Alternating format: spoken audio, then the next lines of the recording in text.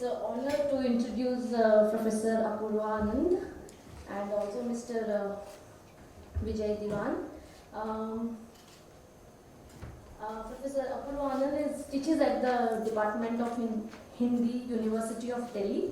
He has been associated with NCRT on various issues of curriculum of school education. He writes extensively in various critical and literary journals. I look forward to his videos on various issues. One of the latest videos which I heard was on Who is Kanhaiya.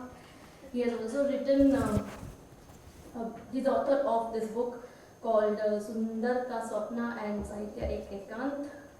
And he also writes extensively in various newspapers and journals like magazines like The Wire.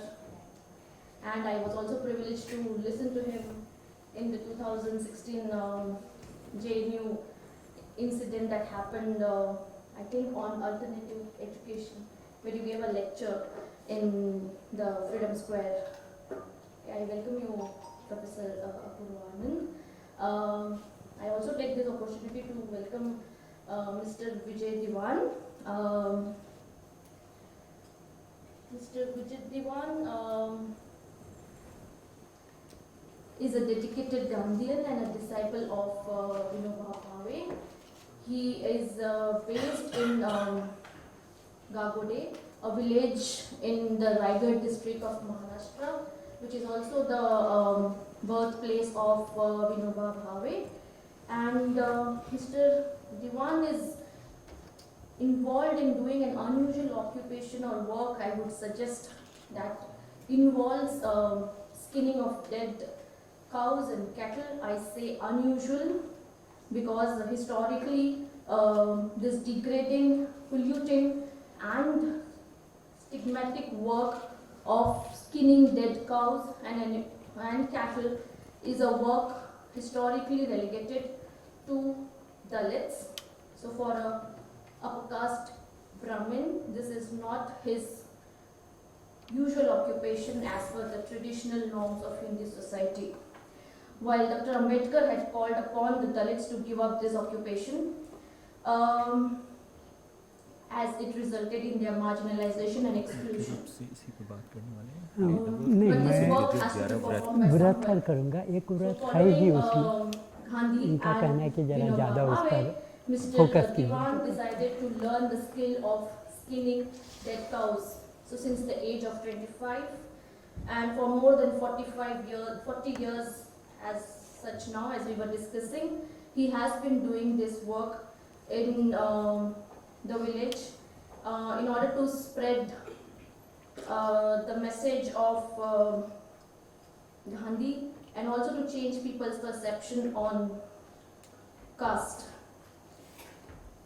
Apart from this work, he has written extensively in Marathi and he has published a lot of biographies on different key individuals, like some of his work includes Acharya Vinoba Bhave's biography, and the biography again in Marathi is on Narhar Shambhurao Bhave, who is Vinoba Bhave's father. Apart from this, there is another biography on Swami Kevalanand Saraswati, who is the guru of Vinoba Bhave. And there are many other writings in Marathi by Mr. Diwan. One of the which I can little bit translate is like it's called Letters and Correspondence between Vinoba Bhave and Gandhi. So he is editor of that publication. So before I get into before I hand over the proceedings to the chair, I just want to highlight that in the terrible times that we are living in the name of cow protection and vigilantism, the atrocities and violence on Dalits and Muslims have increased tremendously. And in this context, Mr. Diwan had also given a special interview in the prime time of NDTV by Ravish Kumar. So I would request all of you to do watch that. And that episode was particularly in the context of the brutal attack, brutal flogging and stripping and parading that happened on the 7 Dalit members in the Una district of Gujarat. So I would request all of you to also watch that. And Mr. Diwan will speak today on current situation and Gandhiji's 11 principles. On behalf of Department of HSS and the Institute, I welcome you, sir, and thank you for joining us from all the way from Maharashtra. Thank you.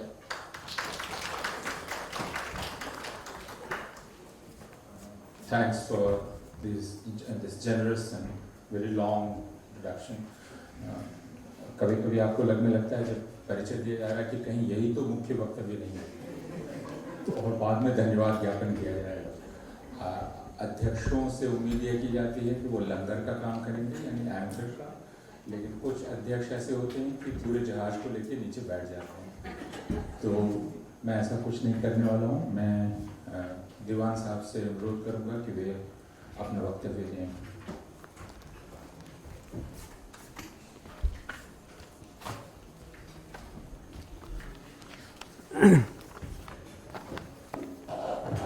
अपूर्वानंदन जी, उपस्थित साथी, पहले तो मैं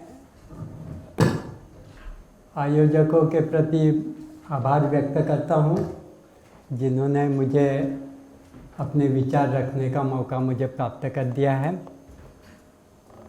मेरा जो परिचय दिया गया वो अपनी जगह ठीक है। पहले ही ये बता देता हूँ कि ना मैं कोई विद्वान हूँ ना वक्ता हूँ। मैं एक विनोबा जी जो गांधी जी के सहकारी थे, गांधी जी ने जिन्हें पहला सत्याग्रही नियुक्त किया और गांधी जी ने अपना आध्यात्मिक वारिस माना, उन विनोबा जी का मैं कार्य करता हूँ और गत 40 बरस एक आश्रमीय जीवन जी रहा हूँ। इतना आधार पर और इतने पूंजी पर मैं आपसे बात कर रहा हूँ। मैंने जो गांधी समझे वो पहले तो चुस्त गांधीवादियों के आचारों से ही मुझे समझ में आए। किताब पढ़ने में बहुत बरस बाद कॉलेज में गए या स्कूल में गए तब पढ़े हैं। मैं एक ऐसे परिवार से आया हूँ जिस परिवार का हर व्यक्ति केवल स्वतंत्र सेनानी नहीं है तो गांधी जी के सेवाग्राम आश्रम में और साबरमती आश्रम में रहे हैं। मेरे माता पिता, मेरे चाचा ये सेवाग्राम आश्रम में रहे हैं। अपना घर दार खेती इस्टेट छोड़कर जो गांधी जी के पास आए वह आखिर तक गांधी जी के पास रहे। मेरे मामा जी जो अपना घर छोड़कर साबरमती आश्रम गए, वे आखिर तक गांधी जी के साथ ही साबरमती आश्रम में ही रहे। इस परिवार के कारण ऐसे लोगों से मिलना हुआ और ऐसे लोग मुझे दिखाई दिए जिनका मेरा संपर्क आया कि पहले गांधी तो उनसे ही मुझे पता चला। ये सब व्रतधारी लोग थे। इन्होंने जिंदगी भर एक व्रत लिया और उसका पालन किया। मैं ऐसे कुछ मिसाल देता हूँ कि एक कुलकर्णी गुरुजी थे, हमारे अकोला के थे। वे घुटना तक सिर्फ धोती पहनते थे और खुले बदन रहते थे। बात ऐसी हुई थी कि गांधी जी ने कहा था कि अस्पृश्यों के साथ भोजन करना चाहिए, दलितों के साथ, अछूतों के साथ, इसलिए उन्होंने भोजन किया। और कुछ दिन के बाद वो दर्जी के पास गए कपड़े सिलाने के लिए। तो दर्जी ने उनको कहा कि तुमने अछूतों के साथ भोजन किया है, मैं तुम्हारे कपड़े नहीं सियूंगा। उन्होंने तुरंत उधर प्रतिज्ञा ले ली कि जिंदगी भर सिए हुए कपड़े नहीं पहनेंगे और वो खुले बदन रहते थे। वो जब मुझे मिले, आए थे हमारे आश्रम में, तो मजाक में मैंने कहा उनको कि नसीब है आपका कि आप दर्जी के पास गए, कपड़े खरीदने जाते और वो ना कहते तो वो आप दिगंबर रहते थे, और वो रहते थे, मुझे विश्वास है। तो गांधी जी के कारण एक व्रत लेकर वो जिंदगी भर रहे। हमारे अच्युत काका थे, अच्युत काका गांधी जी के साथ रहे हुए थे, हैदराबाद मूवमेंट के सेनानी भी थे। उन्होंने व्रत लिया था कि सूद काटे बिना भोजन नहीं लेना है। मैंने कई बार देखा कि उनके साथ वो पढ़ते थे, लोग उनसे बातचीत करते थे और उनका सूद काटने का रह जाता था, और फिर उनके सामने टेबल पर परोसी हुई थाली रहती थी, फिर वो तकली निकालते थे, सूद काटते थे, 2 पूनी, इतनी पूनी रहती है, वो काटने के बाद ही वो मुंह में कौर लेते थे। तीसरे थे हमारे, आप नीरा पीते होंगे शायद, 10 रुपए डाली तो नीरा का गिलास हम पी लेते। ये गजानन राव नाइक थे जो हमारे घर रहे। गजानन राव नाइक बहुत पढ़े लिखे थे और आश्रम में आए गांधी जी के, और नीरा निकालने के लिए वो ताड़ के पेड़ पर चढ़ने को सीखे। स्वतंत्रता के बाद राजेंद्र बाबू राष्ट्रपति ने उनको राज्यसभा में नियुक्त किया था। वो मुझे मिले तो मैंने कहा कि आप बरसों तक दिल्ली में रहे, तो क्या आपने कुतुब मीनार देखा होगा? तो उन्होंने कहा कुछ नहीं देखा, मैं ताड़ के पेड़ देखता हूँ सिर्फ, और हरे रंग का झब्बा पहनता हूँ। उन्होंने कभी भी दूसरी कुछ बात नहीं की। वो ताड़ और नीरा के सिवा कुछ किसी भी चिंतन को नहीं करते थे। इतने अपरिग्रह थे कि हमारे घर आए तो उन्होंने कहा माँ को कि ये पैसे है, ये आप रख दीजिए, शायद मैं गुजर गया तो मेरे अंतविधि को काम आएंगे।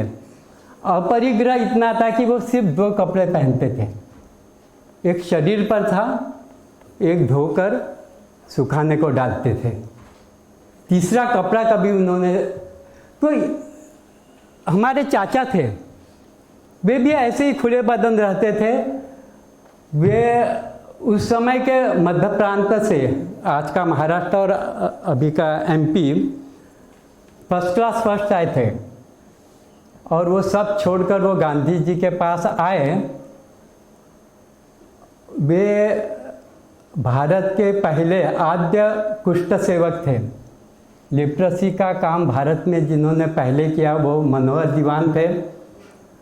आखिर का जो गांधी जी का भाषण है दिल्ली का, उसमें भी उन्होंने कहा कि लोग मुझे महात्मा कहते हैं, सच महात्मा तो लिप्रेसी का काम करने वाला मनोहर जी है करके। तो वे खुले बदन रहते थे, घुटने तक एक धोती पहनते थे। उन्होंने कभी भी अपने कपड़ों पर नील नहीं लगाई, क्योंकि चंपारण में गांधी जी ने नील का सत्याग्रह किया था, और नील यह शोषण का प्रतीक था। तो ऐसे जो लोग मैंने देखे, और बाद में मैं विनोबा जी के पास आया। सौभाग्यवश विनोबा जी के साथ आश्रम में रहने का सौभाग्य भी प्राप्त हुआ।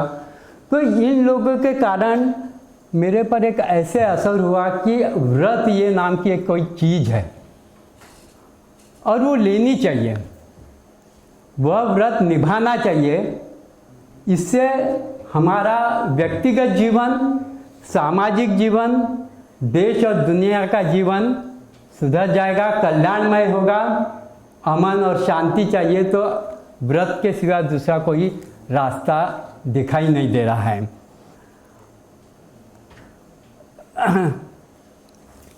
गांधी इसी कारण मेरे पास पहुँचे। विनोबा जी ने लिखा है कि गांधी जी का सब कुछ बह जाएगा उनकी आत्मकथा। चार लोग ये भी कुछ बरस के बाद कहेंगे कि किसी ने तो भी हमें स्वातंत्र दिया था, इतना वो विस्मरण में जाएगा। सिर्फ गांधी जी की एक किताब रहने वाली है, वह है मंगल प्रभात। आपने शायद पढ़ी होगी, एक 50 पन्ना की छोटी सी किताब है, उसका नाम है मंगल प्रभात। मंगल प्रभात यह एकादश व्रत पर लिखी किताब है। वो लिखी हुई नहीं है, गांधी जी जब येरवड़ा जेल में थे तब उन्होंने अपने आश्रम वासियों को एकादश व्रत पर रोज़ हर मंगलवार को एक व्रत पर वो आश्रम वासियों को एक पत्र लिखते थे। उस पत्र का संपादित करके काका साहब कालेलकर ने उसका नाम दिया मंगल प्रभात, क्योंकि हर मंगलवार को वो लिखा जाता था। आप जानते हैं कि गांधी जी के आश्रम में आज भी और उस समय से एकादश व्रत प्रार्थना में उसका समावेश है। अहिंसा, सत्य, अस्तेय, ब्रह्मचर्य, असंग्रह, शरीरश्रम, अस्वाद, सर्वत्र भयवर्जन, सर्वधर्मी समानत्व, स्वदेशी स्पर्श भावना, ये 11 व्रत है और इसका पालन करना चाहिए, ऐसा गांधी जी का, विनोबा जी का आग्रह रहा है। गांधी जी के पास जब विनोबा पहुँचे तब गांधी जी 50 बरस के थे। 1916 में 15 में गांधी जी जब आए थे भारत में, वो अभी तक देशभक्त गांधी थे, महात्मा नहीं बने थे। काठेवाड़ी पगड़ी पहनते थे और विनोबा जी सिर्फ 21 बरस के थे।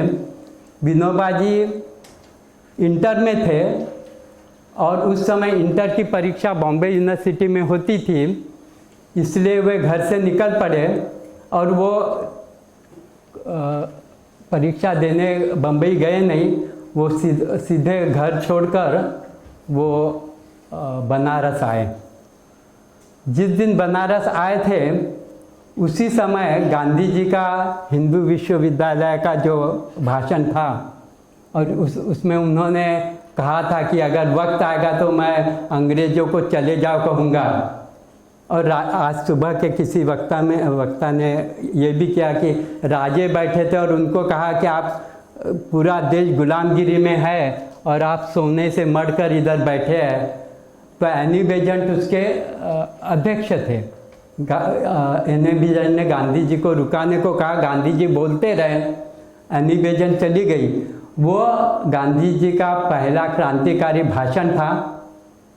विनोबा जी ने वो भाषण पढ़ा और गांधी जी से पत्रव्यवहार किया बनारस से।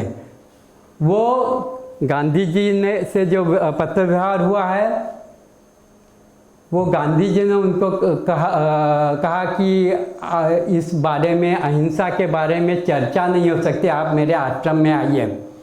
और सत्याग्रह आश्रम का एक पत्र उन्होंने उनके साथ भेजा जिसमें लिखा था कि एकादश व्रत ये देश सेवा के लिए जरूरी है और जिसको एकादश व्रत का सेवा करना है उसको एकादश व्रत लेकर ही सत्याग्रह आश्रम में, उस समय कोचरब आश्रम था, बाद में साबरमती में आ गए। तो विनोबा जी बहुत आकर्षित हो गए कि ये आदमी एक बाजू से भारत का स्वातंत्र्य भी चाहता है और स्वतंत्रता के लिए एकादश व्रत आध्यात्मिकता का आधार भी ले रहा है। विनोबा जी जब घर से निकले थे तो उनके सामने 2 रास्ते थे। एक तो देश को स्वतंत्र करना है तो बंगाल जाना होगा, क्योंकि उस समय बंगाल में ही क्रांति थी, बॉम्ब बनाना ये वो। और दूसरा उन पर असर था कि आध्यात्मिकता के लिए हमें हिमालय जाना होगा। और वो गए गांधी जी के पास ये पत्रव्यवहार करके। विनोबा जी ने लिखा कि हिमालय की शांति और बंगाल की क्रांति किसी एक में मुझे दिखाई दी होगी उस समय, तो वो गांधी में दिखाई दी। जब विनोबा जी 21 बरस के थे और गांधी जी सिर्फ 50 बरस के थे, आप समझ सकते हैं। और मुझे हरदम इस आश्चर्य होता है कि गांधी जी को उस समय किस लिए पहचानते थे और विनोबा जी जैसा आदमी उनको एकादश व्रत के लिए बड़ा मान रहा था।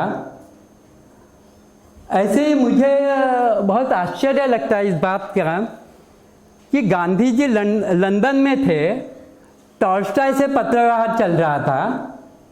टॉल्स्टॉय का नाम दुनिया में तो वॉर एंड पीस और उपन्यास या उनके कथा के कारण था, और गांधी जी उनसे पत्र व्यवहार कर रहे थे अहिंसा के लिए। तो गांधी जी और विनोबा किस विचारधारा पर चलते रहते थे ये मैं, और फिर विनोबा जी ने उसके बाद मंगल प्रभात का पद्य में अनुवाद किया है, मराठी में किया है। उसका नाम है अभंग व्रते, जो भंग नहीं हो सकते ऐसे व्रतों का वो संकलन है, पद्यानुवाद है।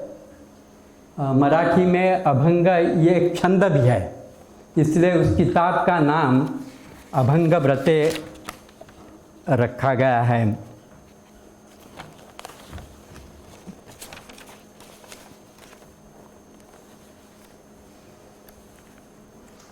विनोबा जी कोचरब आश्रम में थे, साबरमती आश्रम में थे, और गांधी जी उनको कहते थे कि रोज़ चरखा चलाना जरूरी है, सूत काटना चाहिए। तो विनोबा जी ने कहा कि रोज़ सूत काटता हूँ, व्रत लेने की क्या ज़रूरत है। तो गांधी जी ने उनको कहा कि ये मेरी कमी है, तुम मेरी सुनते नहीं हो तो ये मेरी कमी है। तो विनोबा जी को बहुत बुरा लगा और उन्होंने उस समय व्रत ले लिया कि मैं 12 बरस सूत काटूंगा, और वो 12 बरस सूत काटते रहे, 8-8 घंटे सूत काटा। आज जो खादी हमारे शरीर पर है, इतनी तलम खादी आ रही है, इसका पूरा श्रेय ये विनोबा जी को है। तो व्रत ये लेना चाहिए। विनोबा जी ने ऐसे कहा है कि व्रत लेने को डरने की कोई ज़रूरत नहीं है। बहुत अच्छा उदाहरण देते हुए वे कहते हैं कि आदमी का एक व्रत है कि साफ सुथरा रहना चाहिए। दिन में वो कई बार हाथ धोता है, मुंह धोता है, पैर धोता है, और एक दिन वो मर जाता है। अब लोग ये कहते हैं कि उसका व्रत था साफ सुथरा रहने का। अब लोग उसको नहलाते हैं और बाद में शमशान ले जाते हैं। उनका कहना है कि व्रत लेने की डरने की कोई ज़रूरत नहीं है। व्रत निभाने की जिम्मेवारी जितनी व्रत लेने वालों की रहती है उससे ज़्यादा तो समाज की रहती है। हमारा उपवास होता है तो हमें तो लोग देते ही हैं ना, उपवास का ही देते हैं, उस समय कोई चावल खिलाने को नहीं बैठते हैं। तो इसलिए व्रत लेने के लिए डरने की कोई ज़रूरत नहीं है, ऐसे विनोबा जी का कहना है। गांधी जी का जो कंट्रीब्यूशन है व्रतों के बारे में, देखिए व्रत नए नहीं है। 11 व्रत जो है वो बुद्ध ने पंचशील कहा है, अहिंसा, सत्य, अस्तेय, ब्रह्मचर्य, असंग्रह। ये 5 व्रत है, 5 यम है और 5 नियम है। गांधी जी ने उसको अस्पृश्यता का एक व्रत जोड़ दिया है, निवारण का। बुद्ध का पंचशील है, महावीर का पंचयाम है, और गांधी जी ने एकादश व्रत बना लिए हैं। गांधी जी ने जो बात की है ये है कि ये व्रत सिर्फ साधु संतों के लिए है ऐसे माना जाता था। ये संसारी आदमी के लिए व्रत नहीं है, ये व्रत कोई साधु संत फकीर ले ले। गांधी जी ये पहला आदमी है जिसने व्रत ये समाज के लिए है, समाज सेवकों के लिए है, देश के लिए है, इसका आग्रह पकड़ लिया और अपना आश्रम एकादश व्रत पर खड़ा कर दिया आखिर तक। मुझे भी बहुत बार ऐसे लगता है कि अंबेडकर और बुद्धा हमको मंजूर है, लेकिन उसका पंचशील हम नहीं मंजूर करेंगे। महावीर को स्वीकार कर लेंगे, पंचयाम नहीं लेंगे। हम सब गांधीवादी है, लेकिन एकादश व्रत का पालन नहीं करेंगे। ये मेरे जैसे को भी समझ में नहीं आता है। Buddha Ambedkar minus Panchsheel is equal to 0।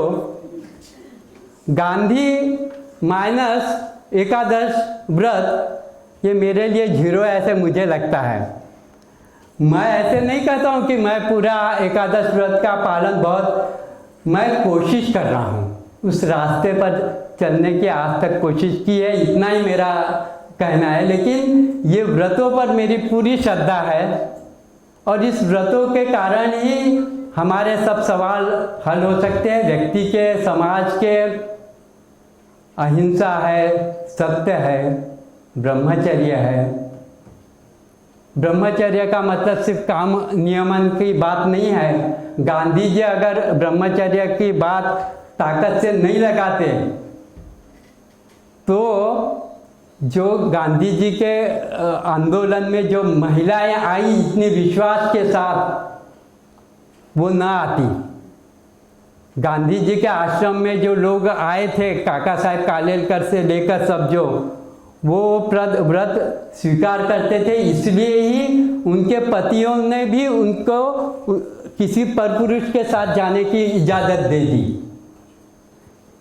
ये ब्रह्मचर्य व्रत गांधी जी के लिए स्त्री मुक्ति का व्रत है, ये हमको समझ लेना चाहिए।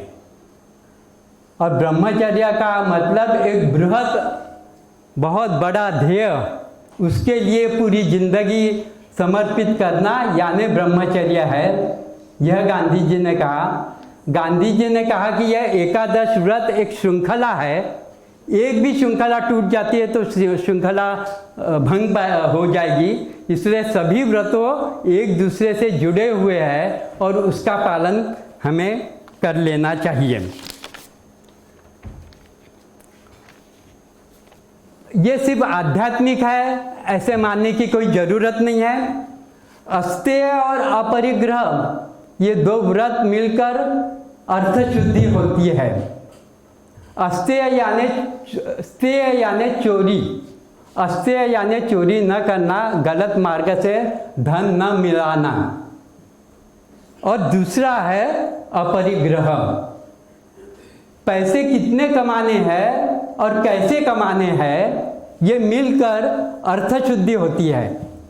आज ये दोनों व्रतों का पालन हो नहीं रहा है, इसलिए अर्थ शुद्धि भी नहीं है। और संग्रह तो इतना बढ़ गया है कि सेकंड होम की कल्पना है। पूरी आधे लोग झोपड़ी में रह रहे हैं और हम कह रहे हैं कि सेकंड होम चाहिए कहीं तो भी, संडे को और सैटरडे को के लिए।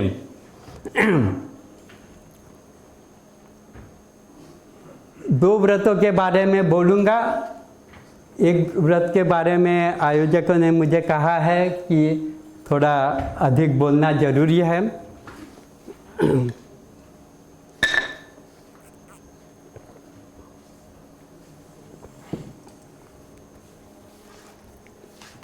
निर्भयता की बात है। सुबह पता चला कि रवीश कुमार नहीं आने वाले हैं। वो आते तो शायद मैं इस बात का जिक्र नहीं करता, लेकिन जो JNU में हुआ है उसका निषेध जरूर करना चाहिए, होना चाहिए।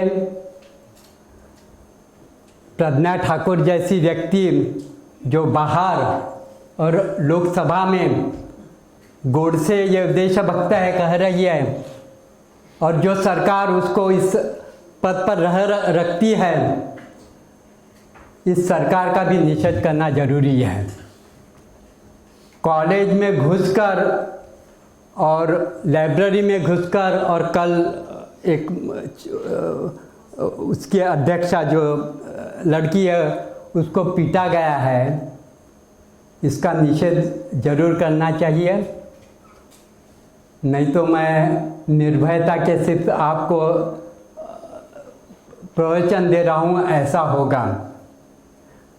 दूसरा जो व्रत है, सब व्रत आपको मैंने बताया कि 5 यम है, 5 नियम है, मिलकर 10 व्रत होते हैं। गांधी जी ने एक स्पर्श भावना नाम का एक व्रत 11वां जोड़ दिया है। स्पर्श भावना, ये शब्द ऐसा है कि इस देश में जाति व्यवस्था है और कुछ लोगों को स्पर्श करना भी मना है और उनको पानी भी हम दे सकते नहीं हैं, ऐसी एक जाति व्यवस्था है, उसको तोड़ना चाहिए।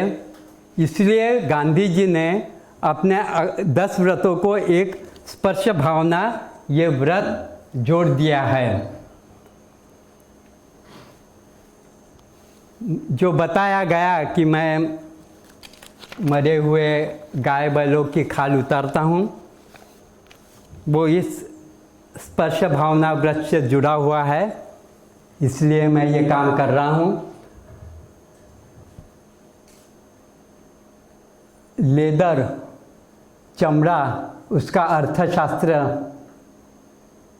ये मैं बात कर सकता हूँ। वो कितने का मिलता है, कहाँ बेचा जाता है, लेकिन मुझे उसमें कोई बहुत रुचि नहीं है। वो अर्थशास्त्र है। मैंने मरे हुए गाय बैलों की जो खाल उतारता हूँ, मैंने चप्पल बनाना सीख लिया है। इस बारे में मैं बात करूँ ऐसे मुझे इसलिए नहीं लगता है कि कुछ बरस पहले रवि जी ने मेरी 1 घंटे की मुलाकात ली है और वो YouTube पर चलती है। आप देखकर वो समझ भी ले सकते हैं। ऊना में जो हुआ था वो आपने देखा भी होगा। और आज इस गवर्नमेंट ने पूरे देश में जो गोवंश हत्याबंदी का कानून खड़ा कर दिया है, उसके कारण कुछ लोगों को मारा जाता है जो खाल उतारते हैं उनको, और उसमें ज़्यादातर मुस्लिम लोगों को भी पीटा जाता है। तो इस देश में के जो 2 बड़े शत्रु हैं, वो एक है गरीबी और दूसरा है जाति व्यवस्था। ये चीन और दाऊद से भी बड़े हमारे शत्रु है। और जाति व्यवस्था और गरीबी एक दूसरे से जुड़ी हुई बात है। जो सबसे पिछड़ा है वो सबसे गरीब है। मरे हुए गाय बैलों की खाल क्यों उतारना है? तो गांधी जी ने जो पिछड़े वर्ग है उनके काम हाथ में लिए, भंगी काम किया, हाथ में झाड़ू लिया। हमारे पंत प्रधान भी लेते हैं, वो छोड़ दीजिए।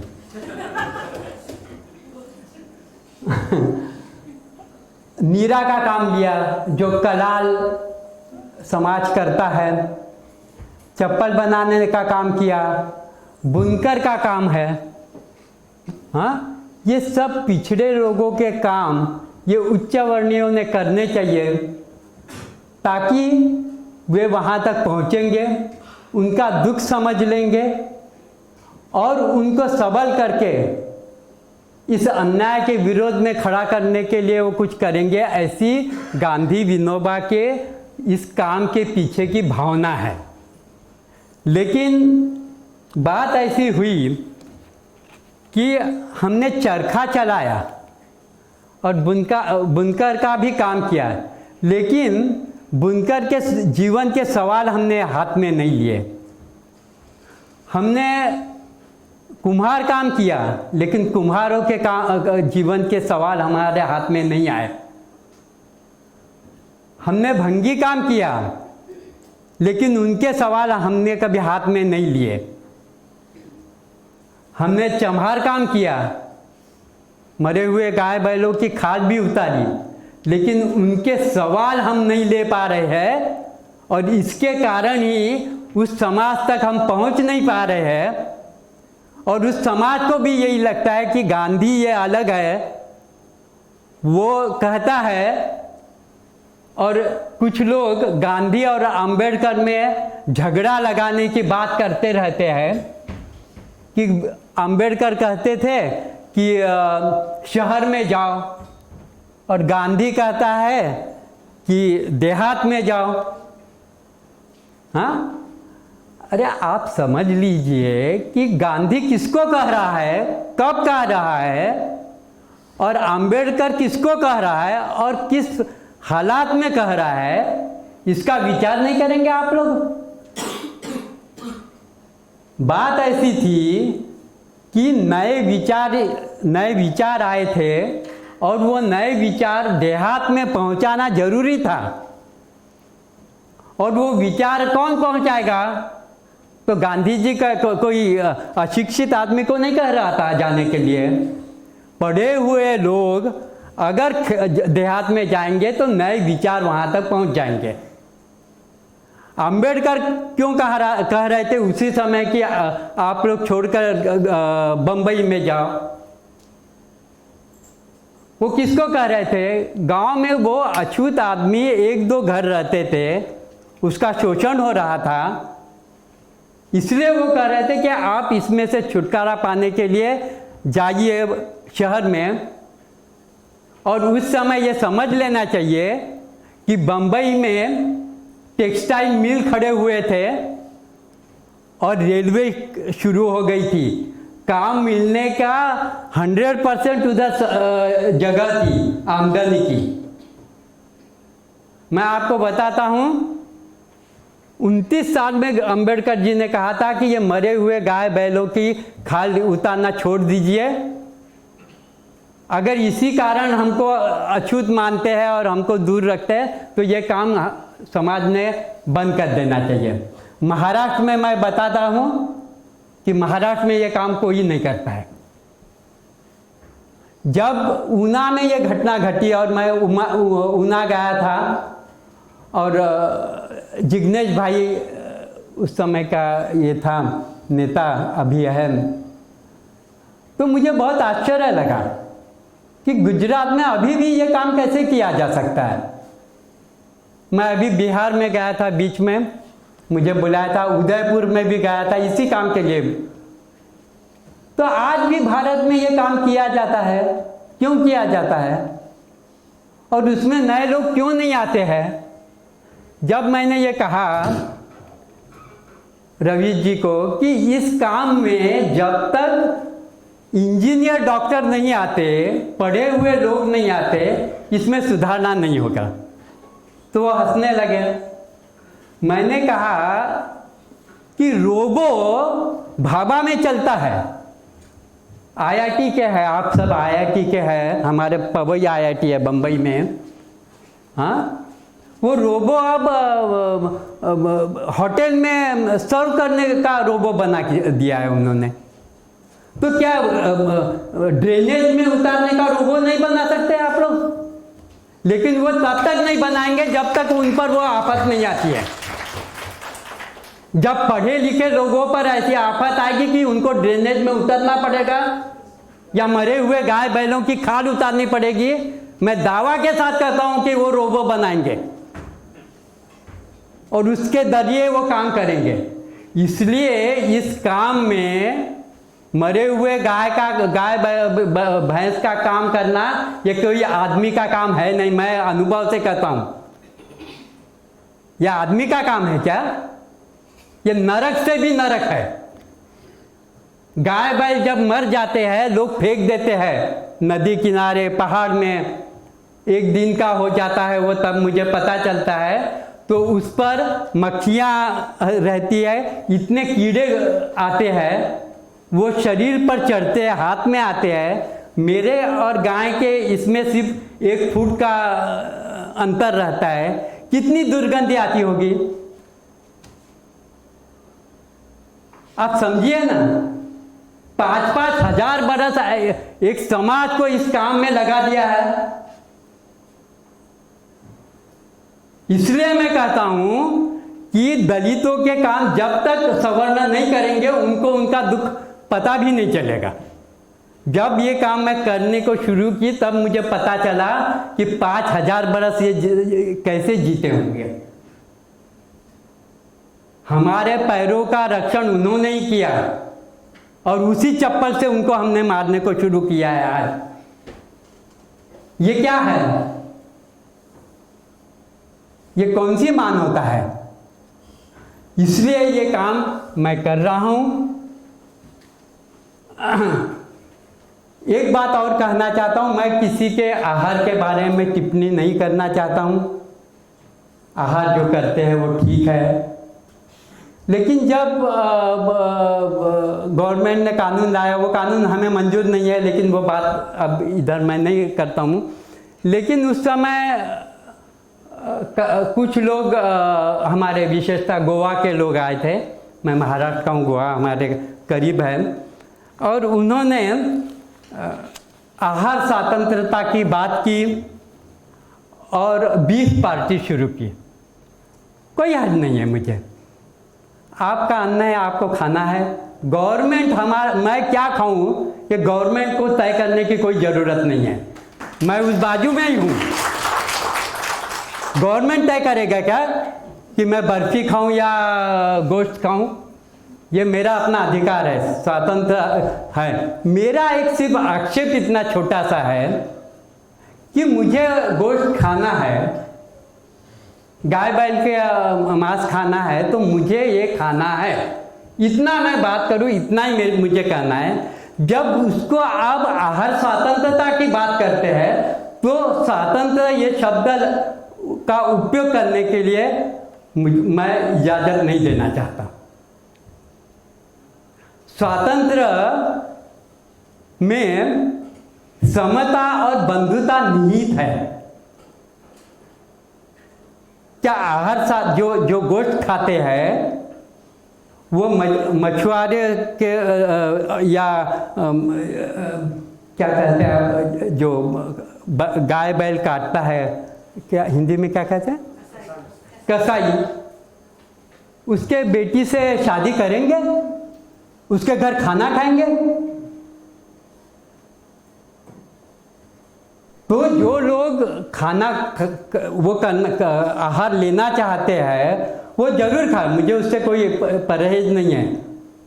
लेकिन वो अगर रोटी बेटी व्यवहार उस समाज से नहीं करते हैं तो क्या आपके जबान के लिए, आपके स्वाद के लिए एक पिछड़ा, एक दलित वर्ग कायम रखेंगे हम? कसाई जमात आप रखेंगे तो ही आप खा पाएंगे ना। जो खाते हैं वो मैं महाराष्ट्र हूँ, हमारे यहाँ भी खाए, कोई भी बकरा काट नहीं सकता। बैल गाय की तो बात भी छोड़ दीजिए आप, मुर्गी काटना मुश्किल है। आप कसाई से काट लेंगे और कहेंगे नहीं जाति व्यवस्था हमको मिटानी है। अरे कैसे मिटेगी वो मिटने वाली नहीं है। मांसाहार के कारण एक जाति व्यवस्था कायम रहती है, ऐसा मेरा कहना है। इसलिए स्वतंत्रता ये इतना चीप शब्द है क्या? फ्रेंच राज्य क्रांति से आया हुआ और हमारे लोगों ने जिसके लिए बलिदान दिया, वो इतना आप आहार स्वातंत्र्य क्यों कहते हैं? खाना है, खाइए, हमको कोई इसमें ये नहीं है।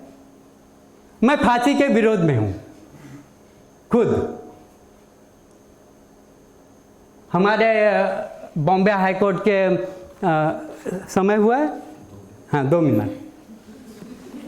बॉम्बे हाई कोर्ट के चंद्रशेखर धर्माधिकारी थे, हमारे बॉम्बे हाई कोर्ट के गांधीवादी थे। गांधी जी के जो सहकारी थे दादा धर्माधिकारी, उनके सुपुत्र है, गुजर गए हाल में। उन्होंने फांसी की सजा एक को सुनाई थी हमारे बम्बई में, अभयंकर खून खटला हुआ था।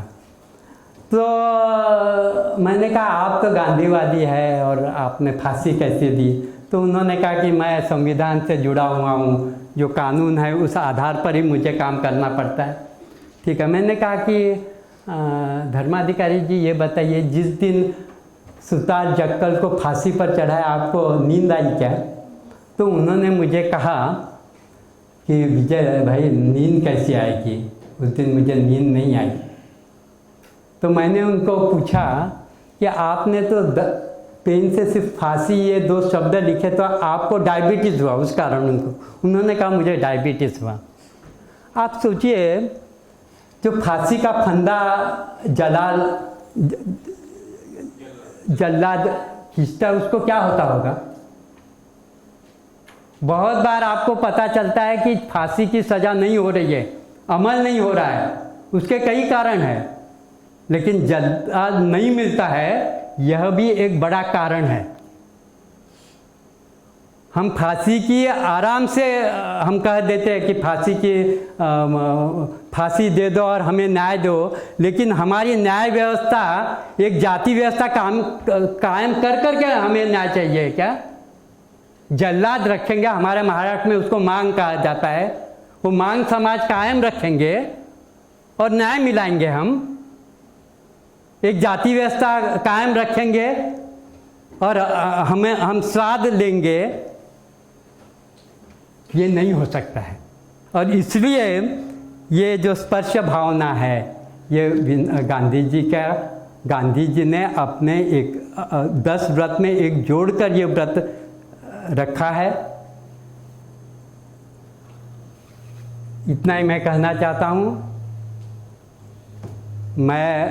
मुझे ऐसे लगता है कि एकादश व्रत को मूर्त होने की इच्छा हुई और वो गांधी के रूप में मूर्त हो गए।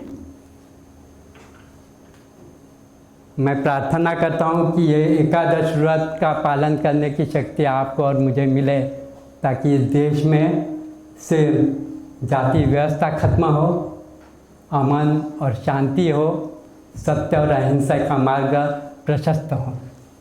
जय जगत।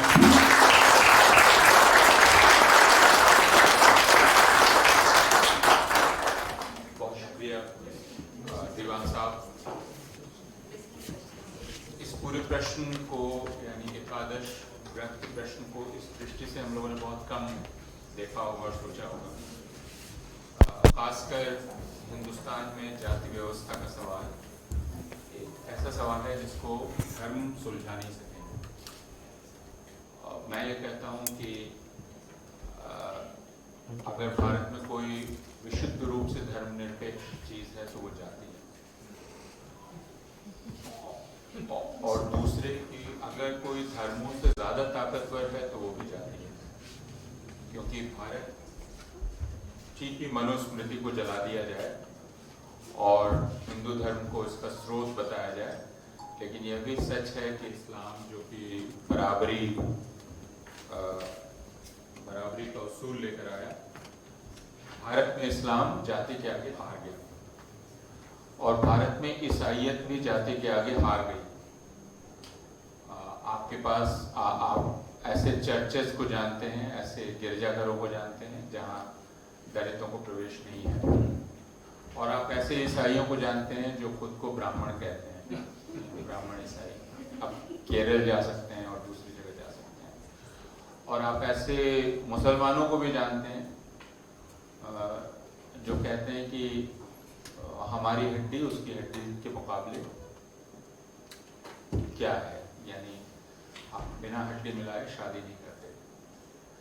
और सिख धर्म जो कि सबसे ज़्यादा नया धर्म है और सारे धर्मों पर आधारित है, अगर आप पंजाब के गांव में जाएंगे तो आपको दलित गुरुद्वारे मिलेंगे, और यानी सिखी मजहबी कफार जो सैयद वो कहता है हम ब्राह्मण हैं, वही तो मुसलमान का ब्राह्मण है।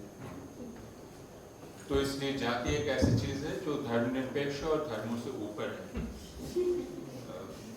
और इस वजह से भी गांधी का यह जो प्रस्ताव था, यह बहुत क्रांतिकारी था, स्पर्श भावना का प्रस्ताव, टच का, जिसमें आप पॉल्यूशन को खत्म करते हैं। मार्क्सवादियों के बीच ये बात बहुत प्रचलित थी कि आप खुद को डिक्लास करें,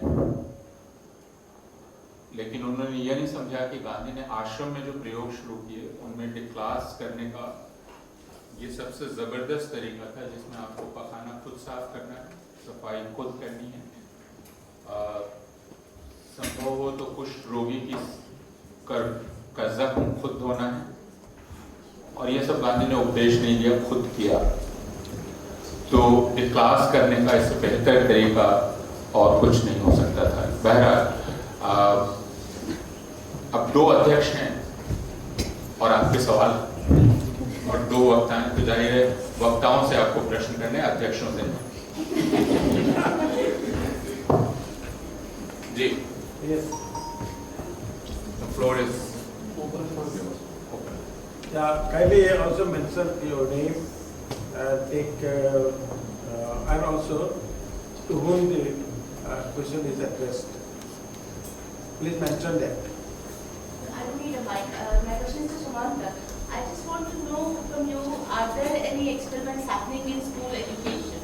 Are there new kinds of experiments in these extremely elite schools? But however, that does not translate into, school education as you would go down the class hierarchy gets increasingly pretty bad.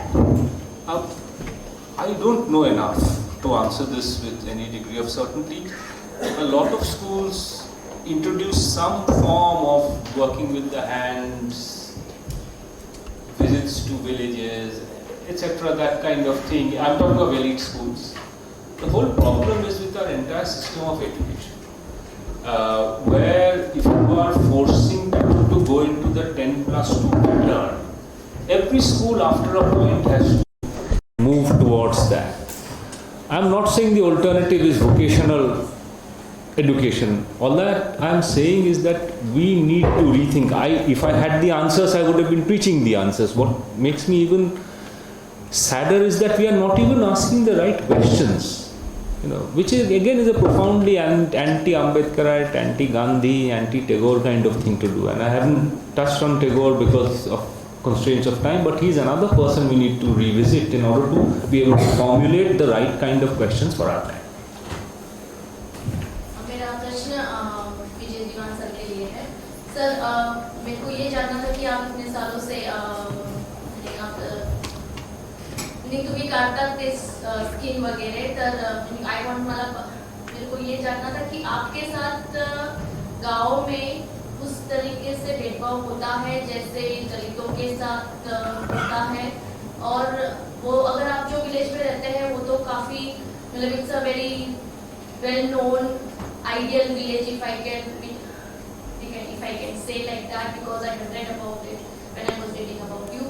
तो आप जब दूसरे गांव में जाते हैं तो आपको कैसे, लोग कैसे आपको देखते हैं? Do they practice discrimination with you, or is it the same with the way it is happening with Dalits? देखिए, हमारा गांव में आदिवासी है, कातकरी आदिवासी कहलाए जाते हैं। जब ये काम शुरू किया, उनको अछूत मानते हैं, आदिवासी को अछूत मानते हैं गांव वाले। लेकिन वो आदिवासियों ने कहा कि अब विजय के हाथ का पानी पीना ठीक नहीं रहेगा।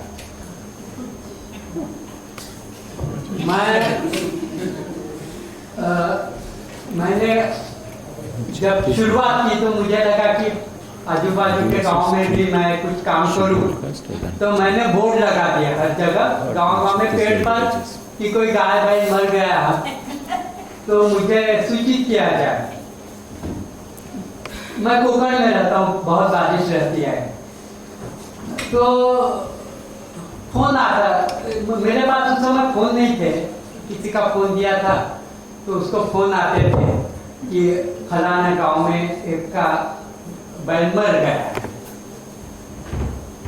तो मैं साइकिल से जाता था बारिश में, और पता चलता था तो कि कोई मजाक कर रहा है मेरा।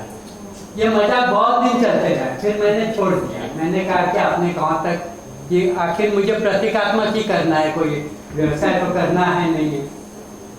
तो ये तकलीफ होती रहती है। मरे हुए गाय बैल का अगर खाल उतारा, आप जानते हैं मैं कोई गामा पहलवान नहीं हूँ हाँ, और एक भैंस अकेले को उसका प्लेइंग करना पड़ता है ताकत के साथ, वो आप कर लेते हैं, आप भी कर लेंगे, कोई बहुत ये नहीं है। लेकिन वो उठाना है ना, उसका वजन मेरे वजन से ज़्यादा होता है। भैंस के अगर ये दिया तो कोई मदद नहीं करता है, रिक्शा वाला वो लेता नहीं है, बस वाला नहीं लेता है, तो कंधे पर ढोकर लाना पड़ता है। ये आज की स्थिति है। हमारे एक स्वतंत्रता सैनिक थे, आपने सवाल किया, इसलिए बताता हूँ। तो उन्होंने मुझे कहा कि ये काम जो भी करेगा उसको मैं 1000 रुपया दे दूंगा। वैसे भी क्या रोज थोड़ी ना गाय बैल मरने वाला है, लेकिन आज तक पैसे देने पर भी कोई इस काम में आएगा, ये गुंजाइश ही नहीं। इस काम में वही आएगा जो ये सोचेगा कि इस जाति व्यवस्था को तोड़ना है, इसलिए ये काम करना है, तो इस काम में वो आएगा। वैसे भी ये काम करने लायक है नहीं, हाँ। लेकिन जाति व्यवस्था आज भी बरकरार है।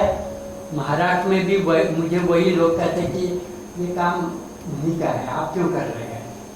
मन में यही है कि काम उनका है, वो हमारा नहीं है, समझेगा। ये जाति व्यवस्था है। जो जाति नहीं है वो जाति है। और मैं एक सवाल पूछ सकती हूँ जो जोड़ता है तो आपके पहले वहाँ आके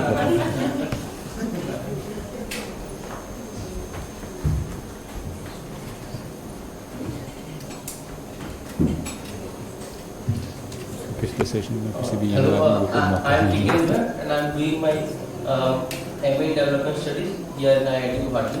So पहले सर मैं प्रोफेसर अपूर्णानंद सर को बोलूँगा कि आपने कहा कि जाति धर्म निरपेक्ष है, लेकिन मेरा ये मानना है सर धर्म निरपेक्ष नहीं है, वो कम्युनल है, क्योंकि वो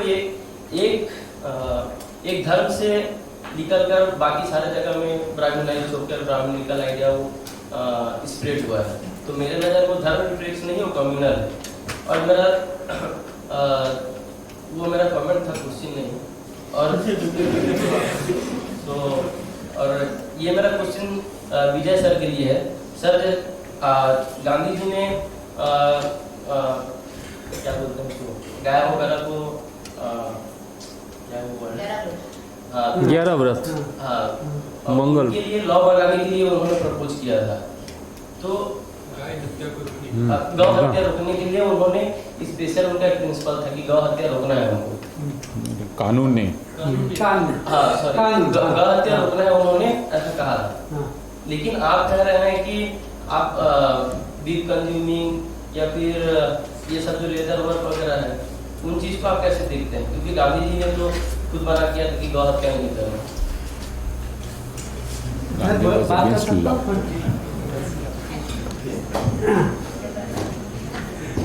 थोड़े विस्तार से बात करूंगा, क्योंकि ये गलत फहमी है कि गांधी विनोबा गोरक्षा चाहते थे।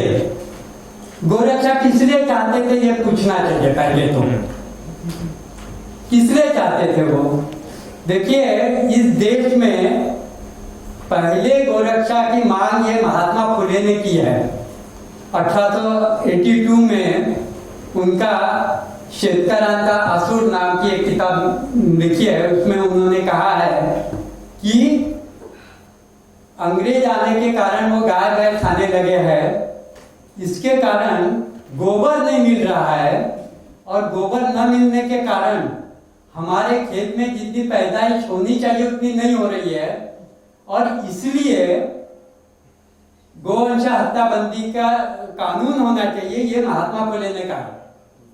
उसके के बाद गांधी जी ने कहा, और 1882 में फुले ने कहा, और 1982 में विनोबा जी ने गोवंश हत्या बंदी के कानून के लिए बंबई के देवनार कतल खाने पर सत्याग्रह करने का हमें आदेश दिया। तो वो क्या चाहते थे? वो खेती और किसान को जीने के लिए वो बात कर रहे थे। गोरक्षा किस लिए चाहिए थी? गोरक्षा उस समय आप जरा ध्यान में लीजिए कि गांधी विनोबा जब कह रहे थे उस समय खेती 100% गाय बैलों पर थी, फर्टिलाइजर आया हुआ नहीं था, ट्रैक्टर नहीं थे, और इसलिए वो मांग कर रहे थे कि गाय बैल बचाएंगे तो ही किसान बचेगा और खेती बचेगी। गाय बैल बचाने की बात नहीं है, बात है किसान और खेती बचाने की है। और इसलिए गांधी जी कहते थे कि गोवंशा हत्याबंदी का कानून होना चाहिए। ये भी ध्यान में रखना चाहिए कि गांधी जी ने कभी कानून की बात की नहीं है। गांधी जी ने यही कहा है कि वे लोग कानून की मांग करें। मुस्लिम पर उस समय इल्जाम था, इसलिए मुस्लिमों के तरफ से आना चाहिए कि कानून करो। और गांधी जी ने यह भी कहा है कि एक भी मुस्लिम अगर उसको विरोध करता है तो मैं कानून नहीं बनाऊंगा। तो ये ध्यान में रखना चाहिए कि गांधी, विनोबा, महात्मा फुले, लोकमान्य तिलक ये खेती और किसान को बचाने के लिए गोरक्षा चाहते थे। सर मैं एक चीज बोलना चाहूँगा आप हाँ, भारत में ज्यादातर सर भैंस वगैरह इनसे खेती किया जाता है। मैं भी गांव में देखा हूँ, मैं भी गांव में रहा हूँ। तो सर क्यों गांधी को मानने वाले और गांधी जी ने भी क्यों ये नहीं कहा कि वहाँ पर भैंसों को बचाना चाहिए, वहाँ पर गाय और बैलों की बात क्यों आया है? तो मुझे ये लगता है कि गाय जो है वो हिंदू धर्म से हमेशा जुड़ कर रहा है, और गांधी जी ने हमेशा हिंदू धर्म को बचाने के लिए किया गया, इसलिए उन्होंने गाय का बात किया है। और आप जिस तरह से सोच रहे हैं, अगर गांधी जी वैसा सोचे होते तो बहुत अच्छा बात है, लेकिन क्यों गांधी जी ने और गांधी को मानने वाले क्यों भैंस को बचाने के लिए बात कभी नहीं करते? ठीक है जी। और कोई सवाल? जी, one more and then you please. Gandhi ji के शिक्षा के विचारों की बात हुई है। एक प्रश्न जो कि लैंग्वेज से रिलेटेड है, भाषा से संबंधित बहुत सारे प्रश्न हमारे सामने अभी उभर के आए हैं। उस पे हम गांधी जी की प्रासंगिकता को कैसे देख सकते हैं, और ये जो पूरा विवाद खड़ा हुआ है इसका एक समाधान क्या हो सकता है, इसका एक सोल्यूशन क्या हो सकता है? लैंग्वेज प्रॉब्लम एजुकेशन नहीं, विवाद कौन सा खड़ा हुआ? बहुत सारे विवाद हैं, जैसे कौन सी भाषा में हमें शिक्षा दी जानी चाहिए। हम CBSE की बात करते हैं तो उसमें संस्कृत भाषा या जर्मन भाषा या फिर अन्य कोई भाषा, हिंदी में राष्ट्रभाषा के रूप में हिंदी कैसी हो, और ऐसे तमाम विवाद हैं कि हमें अपनी मातृभाषा में शिक्षा लेनी चाहिए या फिर हमें अंग्रेजी को बढ़ावा देना चाहिए। ऐसी बहुत सारी समस्याएं अलग अलग जगहों पर अलग अलग समस्याएं शिक्षा में भाषा से संबंधित उभर रही हैं। तो उनका निराकरण कैसे किया जा सकता है गांधी जी के ठीक है। और जी, I have a question to Professor Shyamkar, and I hesitate because I might seem a bit ignorant in this issue. So the vocational training, the Gandhian vocational training, by emphasizing on handiwork technology, by focusing that hands should be how work should be done. It is technology of such kind has always intimately been related to obviously caste issues, and you provide anecdotal evidence that it has in some ways removed those distinctions. But Ambedkar's prime problem with Gandhi was that by bringing the ideal to the village, the power structures which have always existed in the village through caste relationships, which are mediated through professions of these kind, would these also, or have these through the implementation of the Gandhian primary education program, have these affected caste relationships in that manner? okay. Last. Yeah. Okay. Rohini. I think we should wait for peace. I'll ask my question outside. Okay. And to Samantha, basically on Pule again. So just a little addition from my observation of what this cow part. And here, if Should some of you are aware of in I, Assam, ma'am, request you to keep this observation very short? yes, in Assam, I just wanted to say, we have a caste system, which is like Kalita, which are agriculturists. And they live mostly on cow plowing and all. And then when you are promoted, like you leave the agricultural job, you become caste, elite and high rank. So here, among the Kalitas who are agriculturists, and which was the concern of Gandhi and others to nurture that. And here among these, because mostly villagers, and there was peaceful coexistence among different religious groups. It was like cow eating or other things was not an issue because differences were respected. And cow was also taken as a symbol of, as Gandhi says, of the suppressed, oppressed woman and Shudra, like that. That symbolic interpretation, whether it is applicable or not, they accepted it. Literally, it was not taken as cow in that way.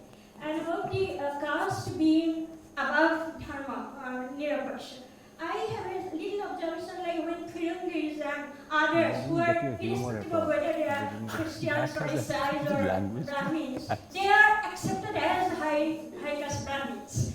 So they will be, because then the Hindu or Isai doesn't become a problem. Because they can also be many Firungis and many elites will also be equal as high caste. I understand. So that way I think about religion, somewhere it comes. Hello. I just want to ask my question. It's okay if it's Not answered. Depends on you. We will skip tea. All of tea is optional. I'm going by Alka who wanted me to ask my question. My question is to both the paper leaders actually, and what joins them both is Phule, who Vijay mentioned his name. Phule's absolute conviction and his struggle to provide, to have access for the lower caste, quote unquote, for education. And you see, going forward, Ambedkar has the same thing. So we always forget, how Phule seems to lead the call for education. And though Phule does talk about the necessity of including, doing with your hands and teaching children about the right way of farming, yet his emphasis is so much on the written word. And that is precisely because what Vijay said, because the Dalits lack education, because the lower caste lack education, that's what he struggled. So I think we need to locate this whole discussion on education and Gandhi's, against this background of the lower caste struggle for education. That was my मैं हाँ, तो आप जो प्रश्न किए कि राष्ट्रीय भाषा क्या होनी चाहिए, प्राथमिक शिक्षा के लिए क्या भाषा प्रयोग करनी चाहिए वगैरह वगैरह, इसके बारे में गांधी जी जो बोले थे मैं वो पढ़ के सुनाया हूँ कि अंग्रेजी का कोई ज़रूरत नहीं है, लेकिन वो प्राथमिक स्तर प्राइमरी लेवल पे। गांधी जी कभी भी ये नहीं बोला कि अंग्रेजी को एकदम यहाँ से बाहर कर दो, क्योंकि वे जैसे कि हमारे साहिद अहमद खां बोलिए, विवेकानंद बोलिए और जो बोलिए रविंद्रनाथ टैगोर बोलिए, वे सब अंग्रेजी को रखने के लिए चाहते थे as a link language, as a window to the world. लेकिन शिक्षा के बारे और प्राथमिक शिक्षा के नई तालीम या बुनियादी शिक्षा, वहाँ अंग्रेजी का कोई ज़रूरत नहीं है। कमिंग टू योर और फाइनली आप जो सवाल पूछे, I think we need to think about it, सोचने की बात है। हमारे पश्चिम बंगाल में प्राथमिक स्तर से अंग्रेजी हटाया दिया गया, जो हमारे लेफ्ट फ्रंट सरकार थे, सभी ने बोला कि इसीलिए इन पश्चिम बंगाल के डॉक्टर लोग, इंजीनियर लोग कहीं नौकरी में नहीं जा पा रहा है, कोई किसी ने उसको नहीं चाहता है वगैरह वगैरह। I think they were looking at the problem from the wrong way, क्योंकि आप ये सोचिए कि आपके दोस्तों में से भी ऐसे होंगे जो 12वीं पास करने के बाद या बैचलर्स करने के बाद they learn a foreign language, ऐसा कोई विदेशी भाषा जो कभी भी उन्होंने सुना नहीं, देखा नहीं, लेकिन 3 साल के अंदर वे उस भाषा में पढ़ सकते हैं, लिख सकते हैं, प्रेम पत्र लिख सकते हैं, अखबार पढ़ सकते हैं, टीवी देख सकते हैं, ये कर सकते हैं।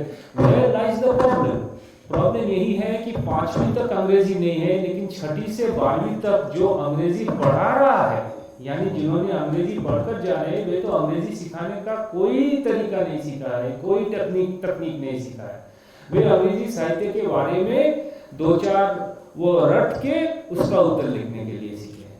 मैं भी अंग्रेजी पढ़ा, अब मैं जानता हूँ इस सवाल और इसका सोल्यूशन, प्रोबेबल सोल्यूशन मैं 1900 पहली बार जो हुआ ना 92 में, 27 साल हो गए, 28 साल, कोई मेरा बात नहीं सुनता है। तो प्रॉब्लम ये नहीं है कि प्राइमरी से अंग्रेजी सिखाओ, प्रॉब्लम है कि जो भी भाषा है वो भाषा 5 से 6 साल या 3 साल अगर सही तरीके से, सही तकनीक से सिखाया जाता है तो उस भाषा के लिए कोई प्रॉब्लम नहीं होता है। आप देखिए आज से 20 साल बाद सभी आपके यहाँ IIT अगर रहता है तो वो हिंदू तकनीकी विश्वविद्यालय नाम जब हो जाएगा, यहाँ सब आप चाइनीज भी सीखेंगे। हाँ, आपके प्रश्न, for your question, I think there was, and I will link yours to Rohini's question. I think, you see, Gandhiji never said a word about vocational training or vocational education. The way in which we look at vocational education, the way we look at vocational education, he simply wanted people to work with their hands because he thought, and I think rightly, that certain elites, and of course he was addressing the elites, they were not working with their hands. As to the second part of your question as to whether the caste relationships in a village are strengthened further, which is this sort of Ambedkar question that the village is a place where millennia old inequities are strengthened, and I could sit here and tell you a little bit about my own experience of working in villages where a lot of people don't want to remain in villages, not because they can't, but because they seek the anonymity of a city. Granted, I have no arguments with either of them. But the problem is, or the question is that what we are doing is simply blindly aping things from the West, joining that rat race and not beginning to think about it. And I'll just make one comment. I think it is also time to rethink education. Education doesn't necessarily mean formal degrees. There's a wonderful essay by Kancha Elia Shepherd where he talks about the education that is available amongst the Dalits. He talks of Dalit engineers, he talks of Dalit architects, he talks not only of Dalit painters and so on, which we talk about, but the actual technological, scientific knowledge which is there, which institutions like the IITs typically do nothing to learn from or to interact with. And I think if we look at the writings of Jyotiba Phule, of Mohandas Karamchand Gandhi, of Tagore, of Ambedkar, and of more recent critiques, then critiques by critics, then there is a huge knowledge base which is there, which elites like us in elite institutions like this do not even look at. Because how can an illiterate person know more about not just farming, not just farming, about motorcycle maintenance? I have an obsession, as they will tell you, of with two-wheelers. I possessed a two-wheeler from the age of 18. I still ride one.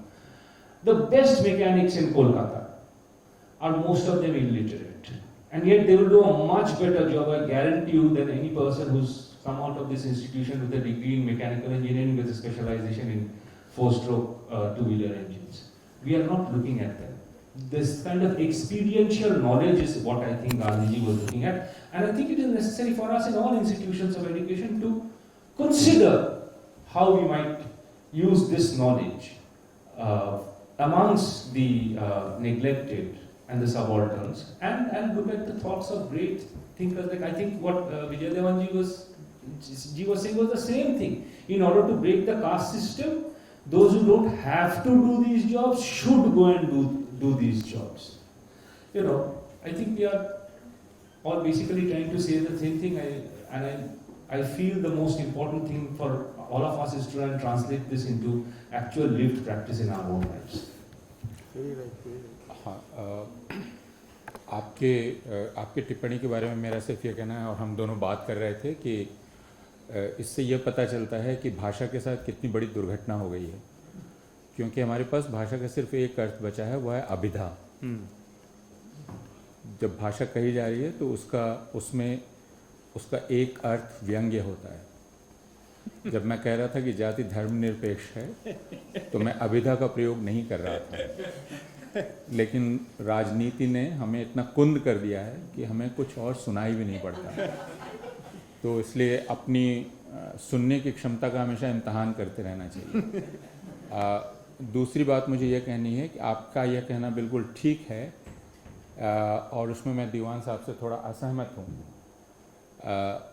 Gandhi का गाय के से जो लगाव था वह सिर्फ आर्थिक कारण से नहीं था, गोरक्षा का, उसका एक धार्मिक कारण था, और वह गांधी शुरू से लिखते हैं उसके बारे में, है ना। इसलिए उसको लेकर हमें घुमाकर कोई बात करने की ज़रूरत नहीं है, स्पष्ट रूप से बात करने की ज़रूरत है। गांधी खुद को एक हिंदू मानते हैं, खुद को एक गो सेवक सनातनी हिंदू मानते हैं, लिखते हैं, ठीक है। गोरक्षा अपना कर्तव्य मानते हैं, लेकिन गोरक्षा के लिए किसी और को मारना पाप मानते हैं, ठीक। गोरक्षा के लिए अपनी जान दे सकते हैं, दूसरे की जान नहीं ले सकते।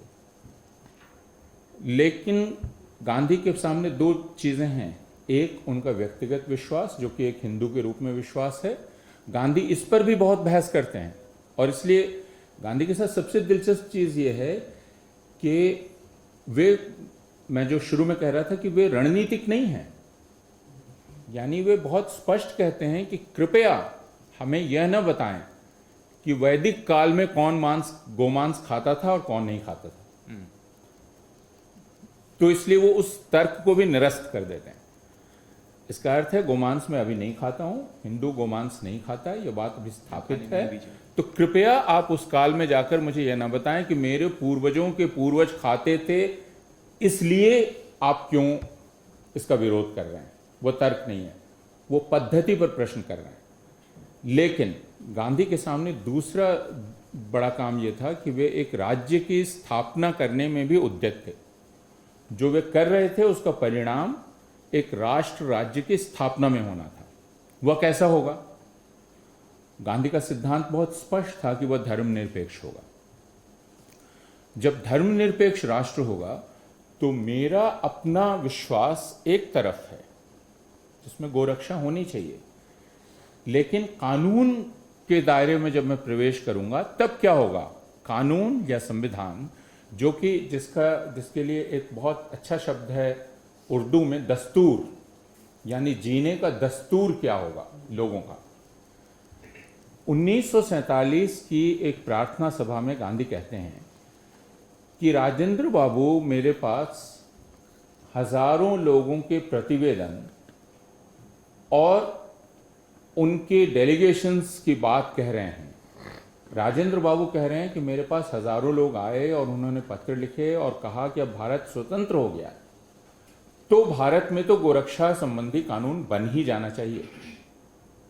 मैं राजेंद्र बाबू को यह कहना चाहता हूं कि यह कतई संभव नहीं है और यह नहीं होना चाहिए, क्योंकि भारत सिर्फ ऐसे लोगों का देश नहीं है जो गोमांस नहीं खाते हैं। भारत में ऐसे लोग रहते हैं जो गोमांस खाते हैं, इसलिए ऐसा कोई कानून नहीं बन सकता जो गोमांस खाने और गोवध को लेकर प्रतिबंध का कानून। ये गांधी के शब्द हैं। तो गांधी की संवैधानिक दृष्टि बहुत ही स्पष्ट थी, वो उनके धार्मिक विश्वास से प्रभावित नहीं होती थी। यह हम लोगों को याद रखना चाहिए। यह मेरी टिप्पणी।